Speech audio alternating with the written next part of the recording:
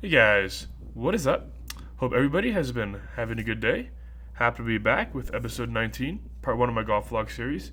This time featuring the front nine at Rochelle Ranch Golf Club. If you guys could do me a big favor and hit the like button and subscribe to the channel if you haven't already. That would be very much appreciated as it does help me out a lot.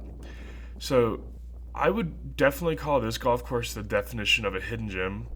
It sits in a small town called Rawlins, Wyoming, pretty much in the middle of nowhere, and this course is 8,000 yards long. You heard that right, 8,000 yards long.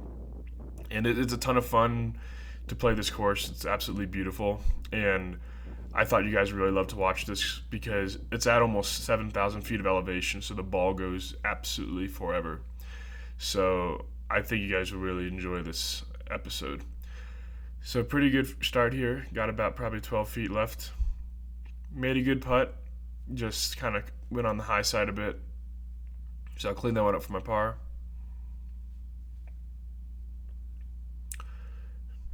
And now on hole 2. Par 3, 169 yards, 54-degree wedge. And you guys are going to want to get used to those kind of clubs because I've played golf for 20 years. Played a lot of courses. I've never seen the ball go this far. So that was a 165 yard, 54-degree wedge. And it landed like probably 3 or 4 feet away from the pin and kind of ripped back a little bit. So I was kind of trying to snap my fingers trying to get the ball to stop. See where it landed just left of that pin, and it just kind of bounced forward and ripped back a bit. So another solid shot at about 15 feet here to make my birdie. And just trying to get a feel for these greens. This is actually my second time playing this course. I actually played this course a couple weeks ago, and I actually ended up having audio problems, so I decided I'd just come back on my way back east to play it and just do it then. I think I shot a 77 the first time around, and I'll tell you guys, it was definitely a big difference having played the course before, so I kind of had an idea of where to hit and where to miss it. You can see a pretty beautiful panorama there. And hole 3, par 4, 515 yards, and sound up. And so one of the things I've been kind of thinking about, and I've seen you guys suggest in the comments from here and there, is if I'm gonna hit an iron off of a tee where it would be pretty cool to hit driver, what I'll do is I'll hit the iron, and that'll be my real shot, and then I'll hit driver for fun, like I just did there. And basically that'll be, it'll give you guys an idea of how the driver would play in the hole, and I'll just play both down, and I think that would be something you guys would enjoy. So now this is my 2 iron, and basically if it has for fun in the parentheses, then you know that was the driver shot. So this is the 2 iron shot, 185 yards. Pull this one a little bit. And the tough thing about elevation, especially when coming from Banyan Dunes where it's sea level and the air is pretty heavy, you really have to make an adjustment. But it's very good for my overall game because learning my feel in different elevations and different situations is definitely helping me out and making me a better golfer. So this is 117 yards. Really flagged this one. This one I think ended up around like 6 or 7 feet away. So you can see, I thought pretty cool little rabbit there. So I'll sometimes zoom in on the wildlife if I can find some. You can see my my driver shot on the green there, and so I got about 40 feet here for my birdie. Left it a bit short. Didn't really make a very good putt. And this is for my par. And I got about probably 5 feet here, right to left. Put it probably about 2 balls outside the right edge. Maybe a ball. And really great putt. Probably the best putt I hit all day. And now for birdie for the driver shot.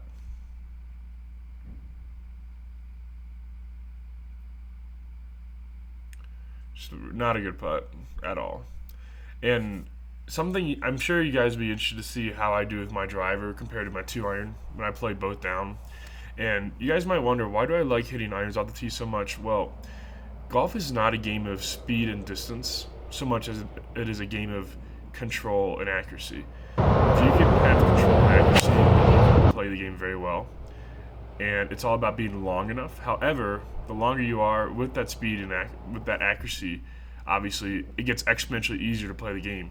And so if I have a 2 iron that goes probably, further than most PGA Tour players hit their driver and it's straight, then I still hit my irons further than a lot of tour pros hit their irons. So I'm going to be hitting less club in the greens and still have, control over where my ball's going. Not to say that hitting driver means I have no control over it, but it is tough to rein in a swing when you're swinging in the high 130s to low 140s, especially on the golf course. So that's something to think about. And as I've been continuing to pursue playing more serious golf, that's actually something I've been kind of gravitating towards a little bit, is really learning how to control the ball and how to manage my way around the course. So I'm just still learning, still trying to figure things out. But that's kind of been my strategy so far, is just to make sure I have the balls in play and then let my distance kind of carry me from there. And I kind of had a tough reaction to this one, because you can see the ball land just short of that green. These greens are really firm, so if that landed literally 2 feet further, it would have taken a pretty big bounce forward and stopped probably 4 or 5 feet away. But hit a pretty good putt here, actually. I was in a bit of a depression on that fringe, so left it a bit short. And I honestly, I have to be honest, I really thought I was hitting the putter well. I just really couldn't make anything. Now to hole 5, par 4, sound up.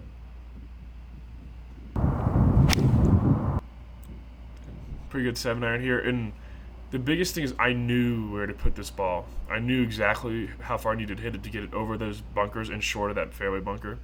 So having that knowledge allowed me to really play this course pretty effortlessly.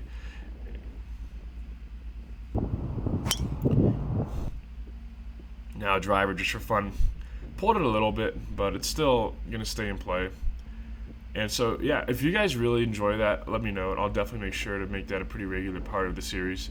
I think, a big draw for you guys, a lot of you guys find value in my driver. So, but at the same time, I really score well. I'm much better when I keep it in play and hit it straight. And I'm able to do that more often with my irons. So it could be a good little happy medium where I still give you guys the idea of what it's like to hit driver in those holes, like, for example, this one. But at the same time, I'm able to play a more genuine round of golf, and I'm actually trying to learn to score better. So this is actually a pretty good example of why, distance isn't everything. This was a very mediocre chip, and I hit a really good second shot on my just for fun shot, and they were right next to each other. I actually had a member ask me if I hit 2 shots off the tee, and I drove the green both them, and that would be cool, but it wasn't. So this is my driver for fun birdie putt. Started where I want to. I thought I had a good read and just snaked by. And, it's just one of those things where I'm typically pretty critical of myself, especially with my putting. But I really don't think I hit many bad putts this round. I just didn't make a single putt. And it was very frustrating because this is the best I've hit it probably in my entire series so far. So just still trying to work on that. Again, started this one on the right line, just underread the break a little bit. Really no excuse for that, because I literally got a read from that for fun putt. So I'm getting kind of annoyed at myself. Now in hole 6, par 4, 455 yards. And try and just put a 2-iron under the wind here. That's another thing that's really improved my game, is I'm just so much more comfortable in the wind. And it's kind of crazy, actually. Like, I almost prefer the wind now, and I used to hate the wind. So it's definitely been a lesson of exposure, for sure, playing in some of the windiest courses in the world. But it's definitely helped fast-track my wind game to where it needs to be. And I feel like I have a much more complete game because of it. This was definitely a tough shot, because the bare spot meant I couldn't really kill spin the way I wanted to, and I had to play a bit more conservative, because there is a lake, obviously, as you can see, left of the green, and I didn't want to shut the face and pull it in the water. So this is more of a bailout shot here, and I knew this was a okay spot to miss because it was a pretty easy chip, but I just hit a horrible chip. I'm really working on my mechanics with my chipping, making sure I don't dip too much and kind of going around my body instead of up and down. So I'm still trying to work on incorporating that, and it's kind of, once in a while my touch gets thrown off a little bit. So I got about 6 or 7 feet here, and another awesome putt. It seems like, and I said this before, but I think it's psychological. I really think the birdie putts aren't falling because in my mind I feel a lot more pressure to make him, or else I feel like I wasted a shot. So if I can figure out how to ignore that, I think I'll make a lot more birdies.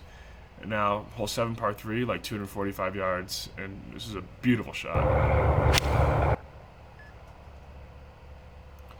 This is a shot I could have on repeat. This was right at the pin. I mean, it landed. I mean, you'll see where it landed in a few seconds here, but so yeah, that landed right on top and just stopped just short. That was, I mean, that was such a perfect shot in my opinion.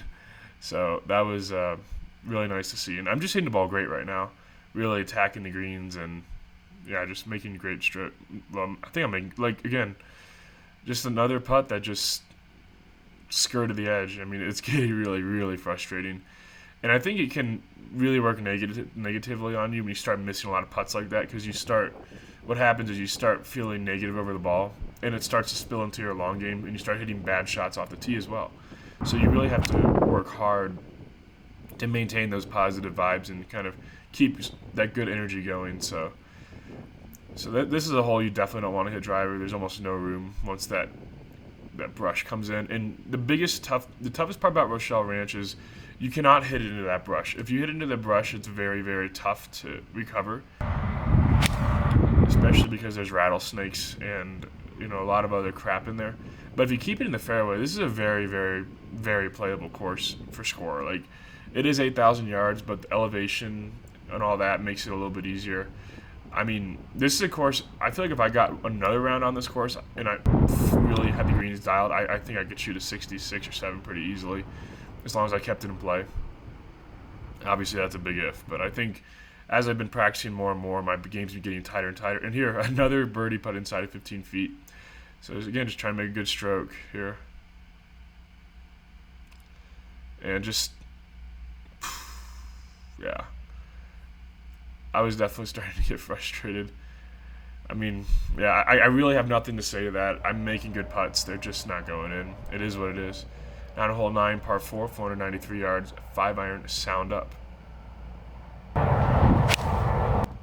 This one was destroyed. I mean, that's a 309-yard carry with a 332-yard rollout with a 5-iron. So that's how far this ball goes out here, and it's so much fun to play in elevation. So now I have 167 yards left. My second shot with a 50-degree wedge. Just trying to rein this one in. And again, this one was right at it. I mean, this was probably, I mean, this looked good from the second it left the club. It was right. It was an absolute dart. And you can see from back there, you can actually see where the ball is, just left of that pin. So, I mean, that was an absolute dart. It landed right on the top of the hole and just stopped right there. So now to finish out my round 1 under, this is a 5-footer. And, yep, hit the loop again. So I'll tap that one in for an even par 36. I hope you guys enjoyed the video. Please like, comment, and subscribe. And I will see you guys next time.